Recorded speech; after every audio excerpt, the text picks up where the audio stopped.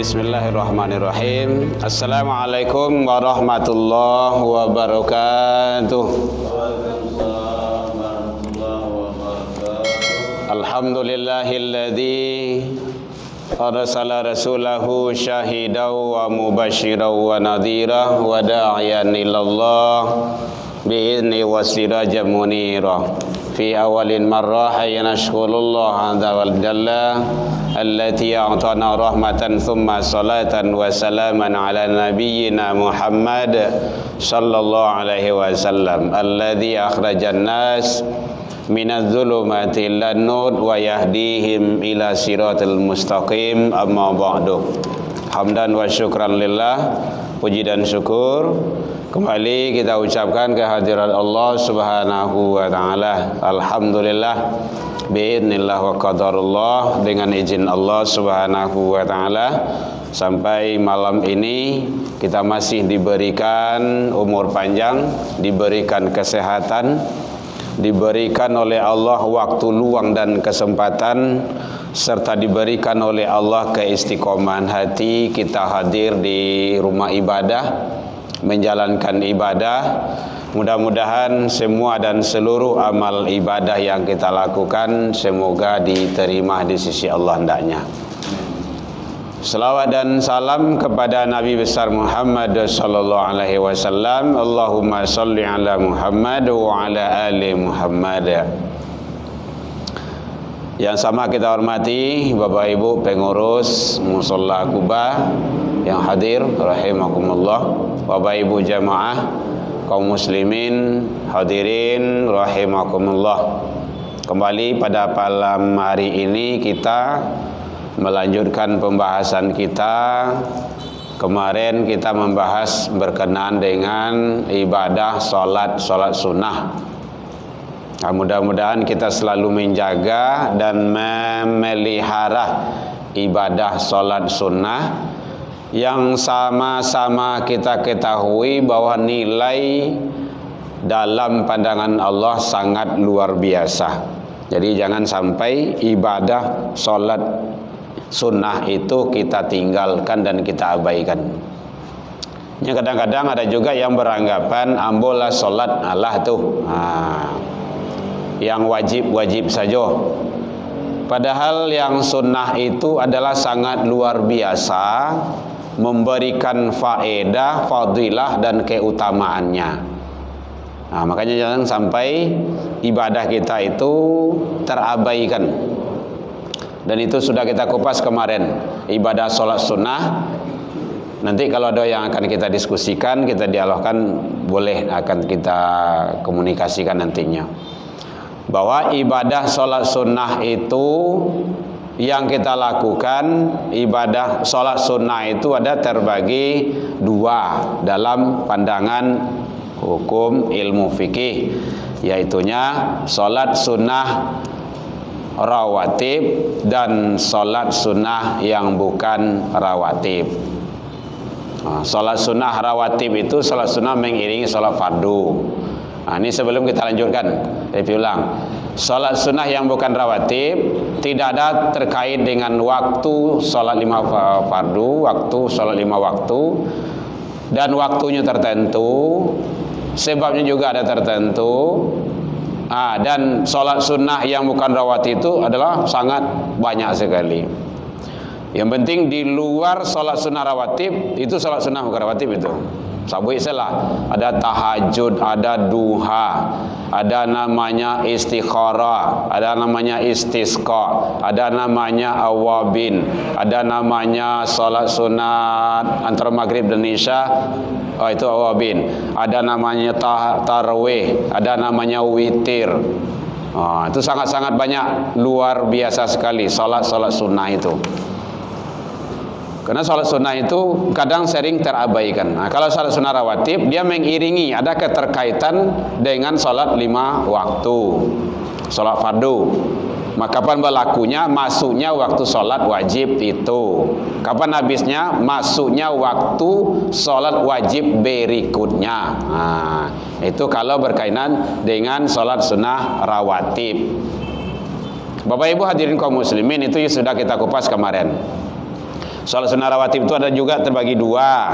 Sholat sunnah rawatib muakkad dan sholat sunnah rawatib yang bukan muakkad atau gairu muakkad.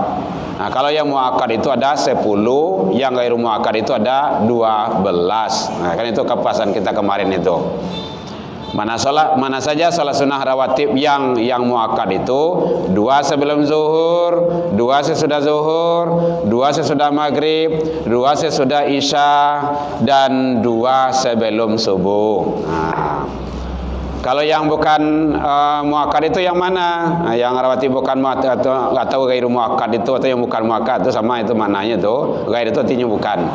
Itunya 2 rakaat sebelum zuhur, 2 rakaat sesudah zuhur, 4 rakaat sebelum asar, 2 rakaat sebelum maghrib. Tadi kan sebelum maghrib tadi kan.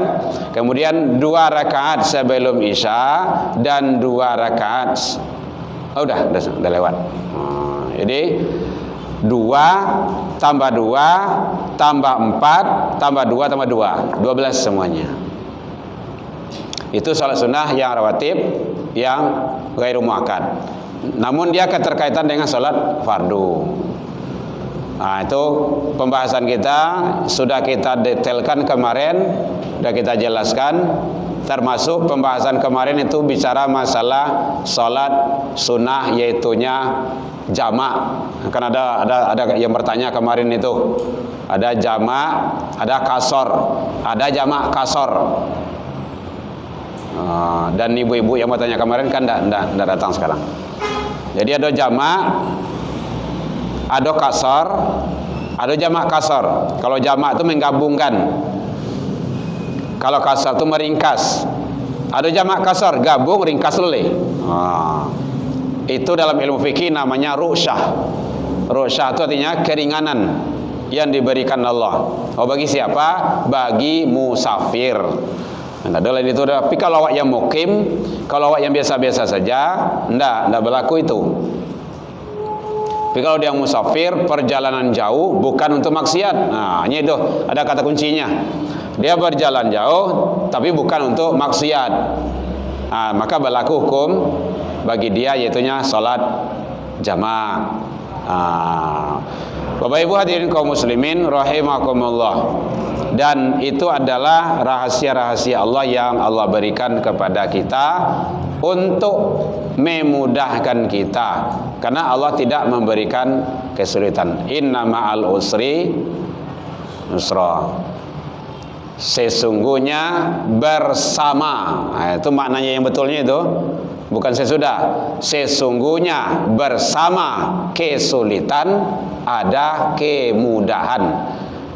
Ini kadang-kadang ada yang menerjemahkan sesudah kesulitan ada kemudahan. Bukan sesudah. Ini tidak ba'da situ doh, tapi ma'a. Ma'a itu bersama. Basarato. Innallaha ma'as sabirin. Nah, gitu. Sesungguhnya Allah bersama. Bersama itu basarato, orang yang sabar. Nah, gitu. Jadi kalau ada musibah, makanya sabar awak, diminta dari Allah. Kenapa? Karena kalau kita sabar, Allah bersama kita. Nah, gitu. Jadi kalau ada kesulitan, sabar awak. Kenapa? Karena bersama sulit itu ada mudah. Bukan sesudah. Kalau sesudah itu berarti kan sulit dulu, baru mudah. Enggak, karena bahasanya di sana bukan ba'da dan juga bukan qabla, tetapi adalah ma'a. Ma'a itu bersama atau beserta. Bapak Ibu hadirin kaum muslimin rahimakumullah. Alhamdulillah kita masih diizinkan Allah ibadah dengan nyaman, dengan aman, dengan senang kita menjalankannya. Nah, kalau saudara-saudara awak di Palestina kan tidak bisa berbuat apa-apa. Dia memikir apakah hidup saya hari esok. Nah, itu yang dipikirkannya itu.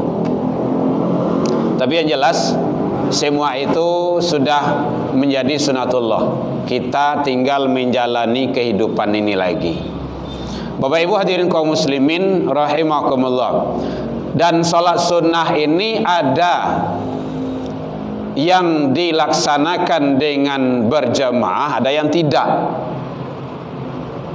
Tidak semua sholat sunnah itu yang lakukan sendiri-sendiri, ada berjamaah. Contohnya tarawih. Tarawih itu kan berjamaah tuh. Apa lagi? 2 hari raya, Idul Fitri, Idul Adha, itu sunnah sholatnya. Idul Fitri, Idul Adha, tapi itu dengan berjamaah. Ada khutbahnya malahan. Begitu. Apa lagi? Sholat sunnah gerhana, baik bulan ataupun matahari. Ibu lah pernah sholat sunnah gerhana bu? Wallah, kalau umum awak kau lah gitu kan. Itu terjadi apabila kemarau panjang, gitu. Atau terjadi bulan bermasalah gitu kan. Dan itu sunnah, ada khutbahnya pula itu. Istisqa. Apa itu bu istisqa? Minta hujan kemarau panjang. Jadi semua itu adalah ibadah sholat yang dilakukan, yang pernah dilakukan oleh Rasulullah Sallallahu Alaihi Wasallam dan diajarkan kepada umat. Akhirnya menjadi amaliyah. Tahajud pada dasarnya sendiri-sendiri. Kadang ada untuk mendidik anak bagai maka awak bawa berjamaah, tapi dalam rangka mendidik. Jangan taruh mana ruih.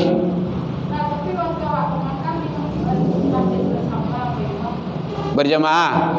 Ya, mungkin itu ada ketentuan-ketentuannya yang berjamaah itu, ada yang tidak. Tetapi hukum dasarnya itu adalah sendiri-sendiri. Gitu. Tidak terus-menerus. Karena hukum itu kan nanti akan berubah dengan sesuatu ketentuan. Jadi ada kondisi-kondisi kayak sholat duha, kan awak mendidik anak kan ada aja sholat berjamaah tuh. Suruh anak-anak awak tuh di sekolah ataupun sampai ngaji, dia sholat berjamaah. Nanti ada imamnya seorang gitu kan. Itu dalam rangka mendidik.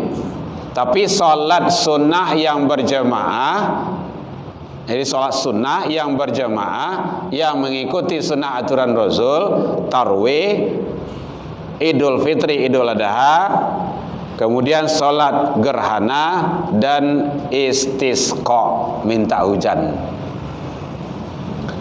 Itu semuanya adalah mengikuti panduan aturan dari Rasulullah Sallallahu Alaihi Wasallam. Iya Pak, iya Ustaz. Ya. Kalau saat iktikaf di 10 malam terakhir Ramadan itu kan iktikaf. Ya. Ya. Ya, dalam segi hukumnya tidak menjadi suatu kewajiban dalam berjamaah itu. Kalau dilakukan tidak berjamaah apakah boleh? Boleh. Yang terbaiknya kalau menurut hukum dasarnya sholat tahajud itu tidak ada berjamaah, sendiri-sendiri. Cuman karena ada kondisi-kondisi tertentu awak i'tikaf. Kalau tidak ada i'tikaf kan tidak ada. Kan ada jamaah kan? Gitu. Atau mungkin kondisi-kondisi tertentu awak dalam kegiatan pada malam, satu malam awak melaksanakan ramai gitu kan, kajian atau kegiatan-kegiatan mabit istilahnya itu kan, bina iman gitu kan. Kalau dulu kan mabit namanya itu di masjid-masjid, musola-musola, malam bina iman. Kalau di luar itu kan tidak ada. Dan apakah boleh dilakukan dengan sendiri-sendiri? Pada dasarnya hukumnya adalah, hukum dasarnya itu adalah dilaksanakan sendiri-sendiri. Kalau dilaksanakan dengan berjamaah itu boleh dan tidak ada halangannya, artinya tidak berubah hukum, status hukumnya. Malahan kalau itu akan menambah kekhusyukan dan lebih kita. Kalau dalam awak salat tahajud berjamaah itu biasanya imam kan hafiz itu, hafiz Quran itu. Ada yang sampai 1 juz, ada yang lebih dalam membawa imam salat itu lebih bagus. Gitu. Nah, kalau seandainya kita tidak bisa dengan berjamaah, apakah masih status kita masih tetap sholat tahajud? Masih. Nah, gitu. Jadi kalau seandainya memang berjamaah itu boleh, tidak jadi masalah. Status dasar hukumnya itu tidak berubah, hukum dasarnya. Itu dalam kondisi-kondisi tertentu. Mungkin kita adalah itikaf, kita ada mabit, ada kegiatan-kegiatan malam dengan melaksanakan tahajud itu. Bapak Ibu hadirin kaum muslimin, masih ada yang lain? Ketentuan, ya Pak? Kita baru setengah lima subuh, menjelang subuh. Ya, ini kan mengaji orang di masjid. Ya. Nah, kita kan melaksanakan sunat di rumah. Ya. Salat sunat atau rawatib, kayak misalnya. Oh gitu. Baik. Salat sunnah rawatib itu berlaku apabila salat fardu sudah masuk waktunya. Masuknya waktu salat fardu itu apakah ditandai dengan azan atau tidak dengan waktu saja. Ini kadang-kadang ustaz tu kan mungkin dulu talambe azan orang sakulilang lazan gitu kan. Apakah sudah berlaku salat sunnah rawatib? Sudah. Jadi salat sunnah rawatib itu tandanya adalah masuknya waktu salat wajib, salat fardu. Karena dia bahasanya salat sunnah yang mengiringi salat fardu baik sebelum ataupun sesudah. Gitu. Kalau 4:30 berarti itu rasanya belum masuk waktu subuh. Berarti masih berlaku salat sunnah tahajud. Gitu. Walaupun 5 menit, 5 menit menjelang azan subuh, itu masih dalam status tahajud. Belum masuk waktu subuh. Tandanya waktu subuh tu. Nyo kadang-kadang ditampik-tampik kan ada jo azan ke 2 kali bagai. Gitu. Di sekolah kan sekali je nak. Arah-arah ke situ. Arah ke Pawu, arah ke Bali, ada tu ke Balimbiang. Bahkan awak katib cuman ada yang 2 kali azan di situ kan. Sabanahnya azan 2 kali itu, azan pertama itu bukan azan masuknya waktu salat subuh. Tapi azan istilahnya membangunkan, memberitahu waktu subuh sebentar lagi akan masuk. Makanya siap-siap. Apalagi kalau bulan puasa, ibu-ibuku kadang-kadang kan dia lalati siang malam tu acok tak kalau tak dengar azan pertama tu berarti kan itulah bahasa garuh wak namanya tu. Itu tujuannya adalah memberitahu peringatan sebentar lagi subuh akan masuk. Itu bahasanya. Tapi belum masuk waktu subuh. Itu azan pertama itu. Dan itu masih banyak dilakukan baik di daerah-daerah ataupun di tempat-tempat kita. Di Padang ini juga ada dilakukan, tapi sudah mengarah ke tepi-tepi. Padang kota itu tidak ada lagi. Jadi azan 2 kali itu. Jadi azan pertama itu adalah memberitahu. Masuk azan kedua itu sudah waktu subuh sudah masuk. Ya.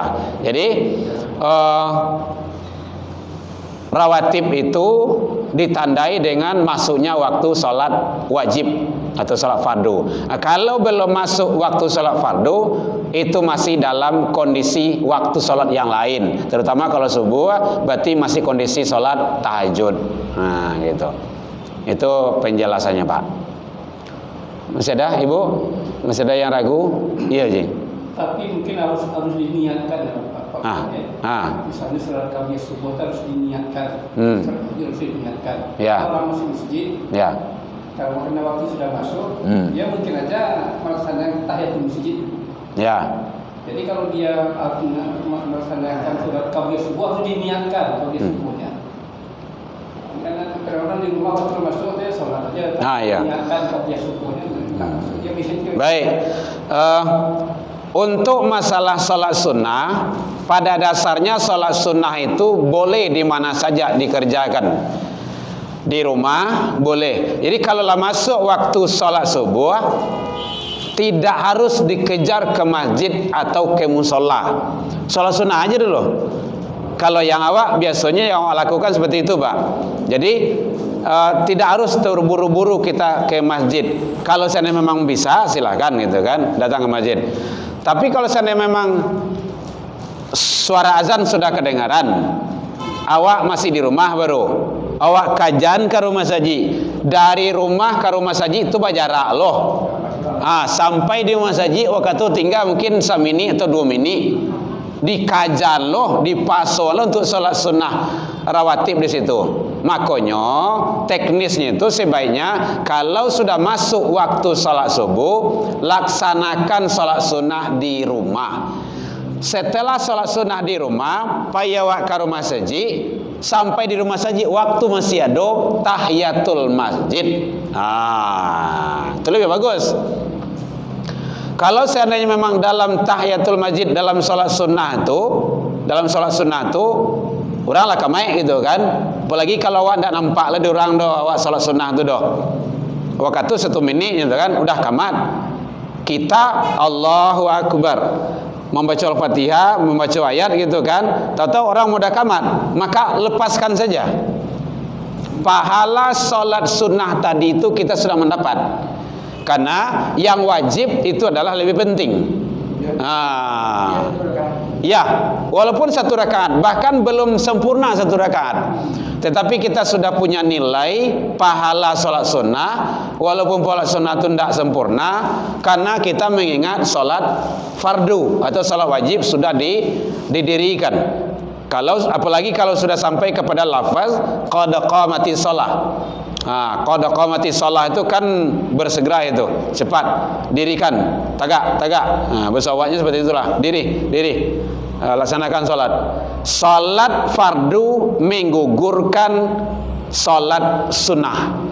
Jadi kalau di masa Jawa, kalau sholat sunnah, sedang sholat sunnah, tadanga azan, ndak takajan, tentu kan awak baru mulai kan, kecuali kalau lagi di ujung, awak sementara salam gitu kan, ndak apa-apa kan.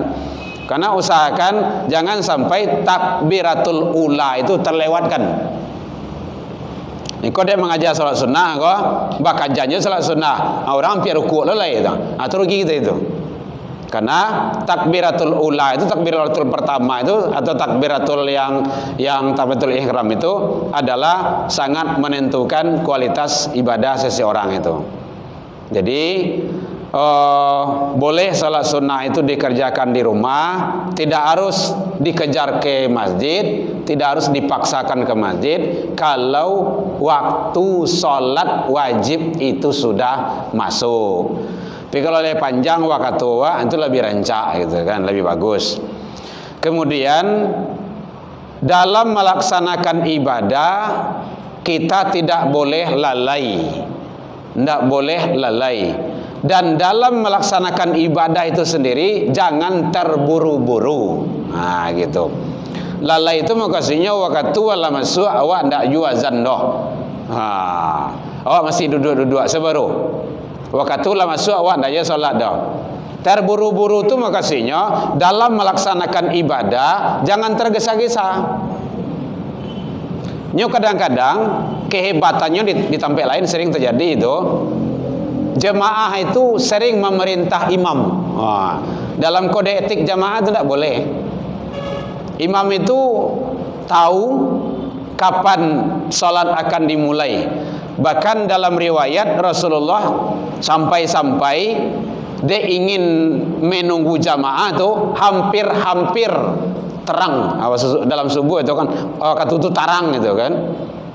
Jadi kalau Bapak Ibu yang sudah haji itu umrah itu kan, cari di Mekah itu, berapa lamanya jarak itu antara azan dan iqamah 30 menit.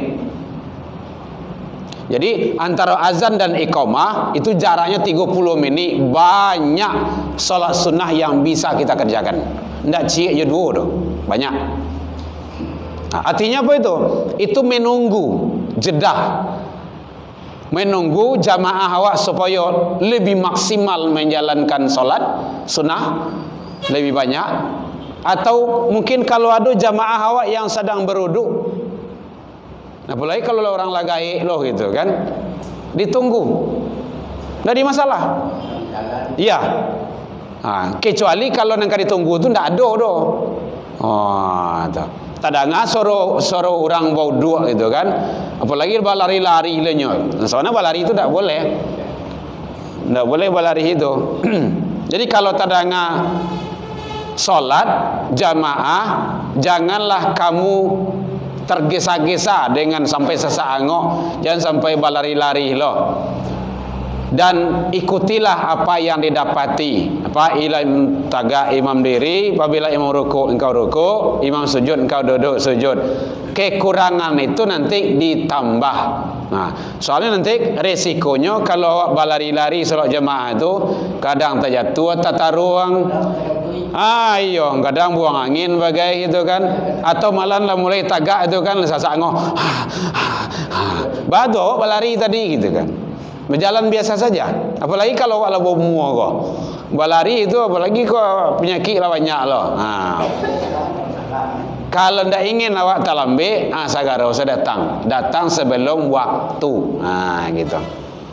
Jadi begitu adab dalam berjamaah itu, dan memang hadisnya banyak menjelaskan di dalam kitab Bulughul Maram ini yang disampaikan oleh Ibnu Hajar ini. Masalah yang berkenan dengan solat berjamaah gitu kan, supaya kita tidak menyalahi aturan. Jadi kalau seandainya memang dalam berjamaah itu kita bisa solat sunnah di rumah, laksanakan di rumah. Kalau tidak, mungkin kita sudah berada di masjid ataupun di rumah ibadah, maka laksanakan di masjid. Dan jangan sampai awak memanuang, apalagi kalau duduk saja, itu rugi itu. Kalau seandainya awak lah sudah sholat sunnah, waktu masih ada 1 menit atau setengah menit gitu kan, menjelang iqamat, maka berdoa. Salah satu doa yang sangat makbul, yang diterima, yang diijabah oleh Allah antara azan dan iqamah. Itu sangat luar biasa itu. Maka biasakan saja, biasakan diri awak. Kalau ndak awak salat sunnah, menunggu salat wajib, waktu mungkin seketik lenyo setengah menit, maka berdoa saja. Lakukan berdoa. Karena doa antara azan dan iqamah itu adalah salah satu tempat doa yang mustajabah di antara tempat-tempat yang lain. Kan banyak tuh tempat-tempat yang lain itu.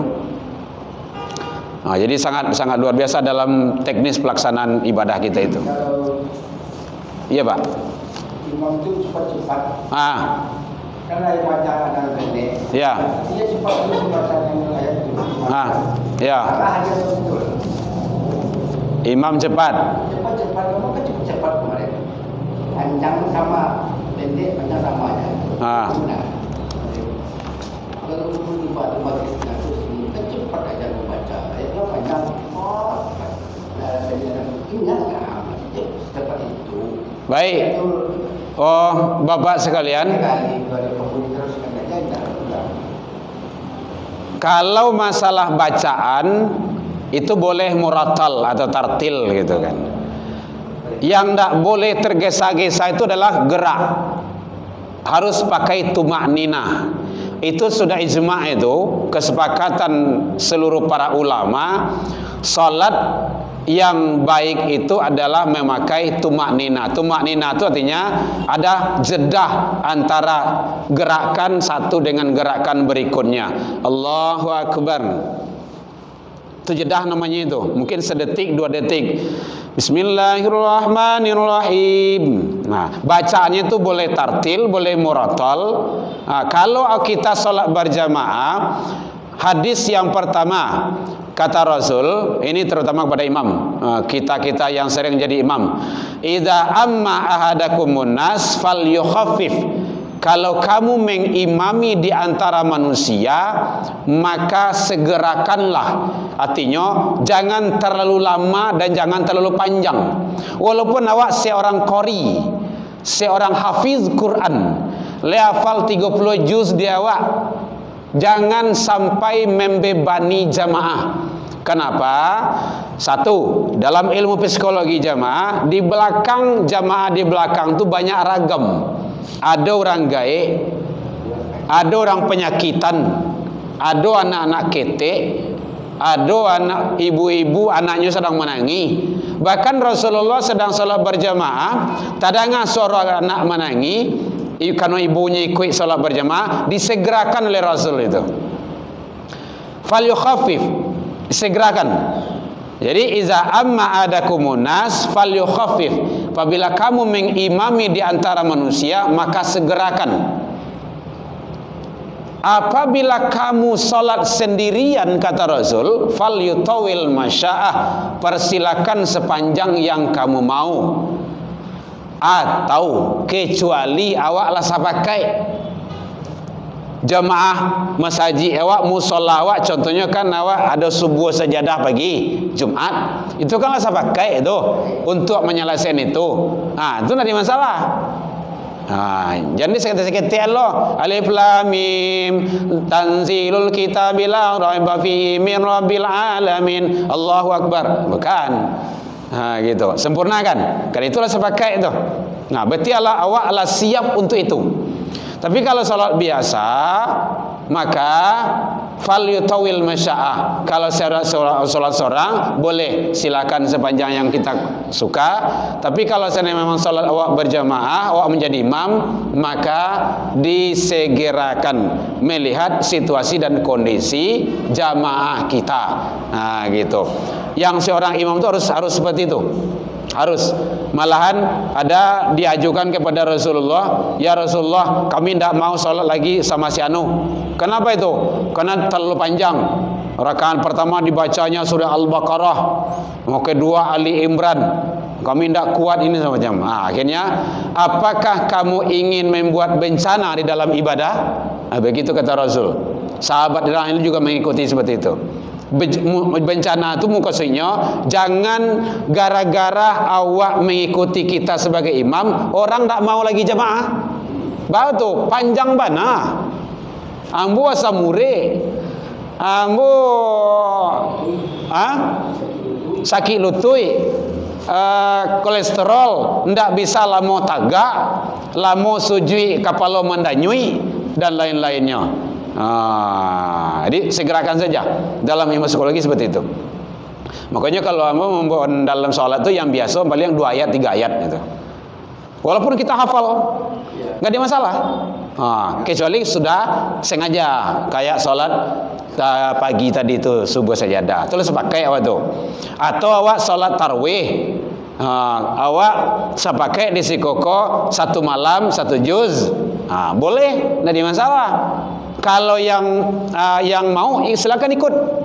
Kalau enggak, ya boleh cari tempat yang lain untuk salat tarawih. Gitu.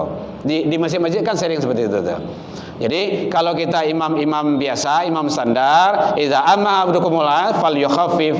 Apabila kamu mengimami di antara manusia, maka segerakanlah. Kalau seandainya memang kita salat sendirian, silakan sepanjang yang kita mau. Kata Rasul seperti itu. Ini ya Pak. Ya. Pembacaan yang cepat tadi Ustaz. Ya. Kita kan imam Ustaz. Ya. Suratnya memang agak panjang, cuman kita membacanya agak cepat kan, cuman tidak menyalahi tumanina. Ya. Gerakan salat. Boleh kan Ustaz? Kalau selagi tidak menyalahi tumanina salat boleh. Satu. Yang kedua, bacaan cepat itu harus mengikuti kaidah tajwid. Itu yang perlu. Jangan ada tajwid di situ. Lam yakunil ladzina kafaru min ahlil kitabi wal musyrikina munfakkina hatta ta'tiyahumul bayyinah. Tetap mengikuti aturan tajwid. Jangan beko gara-gara hawa ingin capek membaca, kaja target mungkin banyak membaca ayat, tajwid tidak diperhatikan. Tidak boleh. Itu salah itu. Tajwid itu kalau dalam penilaian MTQ itu 80 nilainya. Nilai tertinggi. Yang kedua, Yang kedua, tajwid itu astajidu. Tajwid itu adalah pakaian bagi bacaan. Pakaian itu artinya kalau awak tidak pakaian kan lain itu, lain bentuknya. Nah, yang penting ikuti kaidah tajwid. Kaidah tajwid itu muratal saja. Sammi isma rabbikal a'la alladhi khalaq, ladzi tetap pakai khalaqa fasawwa, walladzi tetap ilmu tajwid dipakai. Kalau sudah tidak memakai ilmu tajwid lagi, maka nanti besar kemungkinan itu akan merubah makna. Gitu. Jadi itu yang penting. Ilmu tajwid. Bacaan tartil ada namanya tartil, muratal itu sama.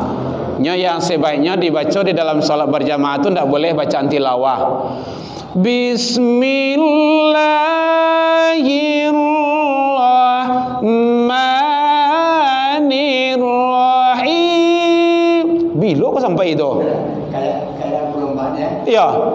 Itu kabur orang sedua itu mah. Sudah sholat cari belakang orang ada loh. Batu lari jemaah sedonya. Lam yakunil ladzi. Kita memang pernah merasakan itu Pak Ji. Kecembok bilo ke salah saya udah kok sembahyang kok sebenarnya. Sayat saja tuh ngatur tangguh lah mau tuh. Bagi awak muda-muda yo lah. Kayak bapak-bapak ibu-ibu yang ada uzur tuh pasti mangutua. Dipastian mangutua. Astagfirullah, lain tak sasik embus sembahyang kemari kau. Itu kecil jemaah tu. Ayo, apalagi kalau awak di masjid rumah ibadah di tepi jalan, banyak musafir nak lewat, orang menumpang solat gitu kan. Oi bilo ke sembahyang salah saya sembahyang kau kesnya. Mungkinnya sembahyang seorang itu mah, tidak boleh. Itu makasihnya tadi itu mengetahui situasi dan kondisi jamaah, gitu. Jadi bacaan tartil saja atau muratal, tetapi tidak menyalahi kaidah ilmu tajwid. Gitu. Ilmu tajwid itu yang penting. Bapak Ibu hadirin kaum muslimin, iya. Jadi masalah yang sunnah tadi Pak. Ya. Jadi sunnah tadi itu kan kalau benar kita Ustaz tadi, kalau ada wajib kita boleh membatalkan sunnah. Ya. Tapi kalau kita sholat di musala atau di masjid, kalau kita melihat jemaah kita masih sholat sunnah, ya kita disuruh selesai dulu. Tapi kalau kita di rumah terdengar orang sudah mulai, kita boleh meninggalkan. Tapi kalau di masjid kita kan lihat yang menentukan itu kan imam. Iya. Jadi kita harus melihat dulu. Kadang-kadang kita kan terlalu Iya, terlalu patuh. Terlalu patuh gitu. Jangan dia benar. Karena hafalannya tidak. Yang pertama, yang kedua tadi masalah Pawi masih ada berikut ya. Iya. Masalah tilawah dengan muratal membedakan. Iya. Memakan tilawah dengan memakan muratal memang cepat. Iya. Ada lain asal dia tidak menang, dia ada lain Pak. Iya. Apa dia? Tapi muratal sudah dia pincang. Nah, kalau tilawah 2-3 harkatnya, 6 harkatnya panjang kan? Iya. Mu'minun. Iya. Tapi kalau tilawah seperti yang tadi ada lain. Iya. Dia kencang. Diharuskan itu. Dia masih agak ragu. Iya. Baik, Bapak. Jadi masalah sholat sunnah tadi itu, yang penting bagi kita jangan sampai kita melaksanakan sholat sunnah itu sampai mengganggu. Makanya kita ibadah itu kan kita sudah menyiapkan diri kita sebenarnya itu. Nah, kalau seandainya memang masih ada teman kita masih sholat, kita tunggu aja dulu, itu lebih bagus, dari masalah, itu boleh. Dan biasanya kita jangan terlalu pelit, itu yang kita maksud tadi. Dalam ibadah tidak boleh terburu-buru. Mukasihnya kan sol iqamat sesudah azan 5 menit, azan 3 menit sampai menit. Mau katu untuk sembahyang sunnah lah. Azan saja sampai menit 2 menit dah. Itu kan pelit namanya tuh. Nah, muatur jam gua kan awak. Nah, bukan orang lain gitu kan. Jadi kita atur saja mana yang bagusnya. Kayak di sini kita ada salat sebelum maghrib, salat sunnah. Itu bagus. Di samping menunggu jamaah yang lain, kita juga bisa melaksanakan ibadah. Dan ibadah itu ada ketentuannya ada jelas gitu kan. Nah, kemudian bacaan muratal tadi itu, tartil tadi itu, ya kuncinya tidak menyalahi ilmu tajwid. Nah, itu kuncinya. Tidak lepas dari itu. Nah, antara muratal atau tartil dengan tilawah itu memang berbeda. Tilawah itu artinya atau irama, bairama gitu kan. Tapi kalau sudah tartil atau muratal itu bacaannya cepat tetapi tidak menghilangkan kaidah-kaidah tajwid. Imam-imam Masjidil Haram di Madinah, di Mekah kan seperti itu tuh bacanya itu. Kayak Sudais, Musyari Rasid gitu kan. Itu beliau-beliau itu kan bacanya bukan irama itu, tetapi adalah tartil atau muratal. Dan apalagi kalau seandainya memang kita kunci dengan tajwid yang bagus, itu dipastikan bacaan kita enak, benar gitu kan. Nah, makanya itu yang penting. Wa basyiril ladzina amanu. Soalnya kan sedikit aja panjangnya itu. Karena kita tertil. Amanu wa amilus solihati anna lahum Jadi sempurnakan. Natin tajri min tatihal anhar kullama rudiku minha min samaratil rizqa. Nanti irama akan mengikuti. Kan mengikut aja. Jadi ada irama tartil juga ada gitu kan. Ada irama tartil tuh. Bukan irama tilawah. Nah, kalau irama tilawah sebaiknya tidak dibawa dalam sholat jamaah. Karena nanti itu akan membahayakan terhadap penumpang. Terhadap jamaah itu maksudnya. Jadi walaupun seperti apapun kita sebagai supir hebatnya, banyak menguasai medan perjalanan dan lain-lainnya gitu, udah lama pengalaman perjalanan itu, tetapi kita tetap juga yang kita bawa itu di belakang penumpang kita bermacam-macam. Ada yang tua, ada yang muda, ada kebutuhan beragam-ragam dan lain-lainnya. Nah, kita pelihara itu terus agar jamaah kita itu tetap bagaimana dia nyaman dalam beribadah. Kemudian termasuk dalam pelaksanaan sholat berjamaah itu sebenarnya memang imam. Nah, makanya Rasulullah kalau sudah masuk waktu, Rasulullah sholat sunnah di rumah. Siap sholat sunnah, Rasulullah datang. Kalau tidak datang nanti dijemput itu di Bilal sama Bilal itu. Datang, Rasul sampai itu di qomat dikumandangkan. Nah, di Rasulullah sudah berdiri, sudah berada, iqamat dikumandangkan. Nah, jadi makanya imam itu sebenarnya sudah memahami itu salah satu. Kalau imam datang melihat ke belakang, saya lihat jemaah masih ada yang salat sunnah atau tidak, atau sudah aman sajanya semuanya. Nah, baru qomat dikumandangkan. Nah, gitu. Jadi karena salat berjamaah itu adalah komunikasi kita dengan Allah Subhanahu wa taala yang secara besar-besaran yang dipimpin atau dibimbing oleh satu imam, satu komando. Karena itu nanti ada dalam kajiannya ada namanya Mi'raj. Salat itu as-salatu mi'rajul mu'minin. Salat itu adalah ruh orang beriman itu naik menghadap kepada Allah Subhanahu wa taala di dalam tatkala dalam melaksanakan ibadah salat itu sendiri. Masih ada Bapak Ibu? Oh iya Ji. Jadi kita biasanya kan siang Pak ya. Iya. Ini kita ini kan dekat Pak dengan tempat duduk. Ya. Kalau duduk kita kan kecil. Ya. Banyak kadang kalau rame itu kan banyak teriak. Jadi kalau saya imam, ya, saya terdengar air. Ya. Sama sepanjang ayat. Ya. Bagus. Pasti mendengar air mungkin teriak. Kayak duduk lah, coba aja Ya itu tak apa-apa. Itu psikologi itu. Psikologi ibadah. Tapi yang jelas dalam ibadah itu jangan terburu-buru. Nah, itu yang penting. Kalau seandainya memang kita masih ada kedengaran berwudu di tempat kamar wudu gitu kan, kita tunggu saja. Nah, tapi bekonya adalah sikonya beko kayak di Tapli Lawi itu di Purui itu. Atau awak anggaplah di siko di tepi jalan tu. Hanya beko kan tiap sebentar saya kau terang wudu tu. Ditunggu setari kau hanya ndaklah muah tu. Dicari lah kondisi menunggu tu. Pak Haji jadi imam. Ya. Jadi terang aja nak baca ayat. Oh. Ayo orang bawa lagi pun lalu lagi membayar itu. Kita perlu kita panjang aja. Kita panjangkan saja ayatnya, enggak apa-apa. Panjang lah ya. Oh, guys, kita Maksudnya ini apa? Kita kan tahu Ya. sampai orang 5 orang kan. Ya. Tapi udah itu masih kecil. Ya. Karena kalau bunyi kan, orang kan cepat tuh kayak gitu. Ya. Kadang-kadang jamaah itu masih banyak.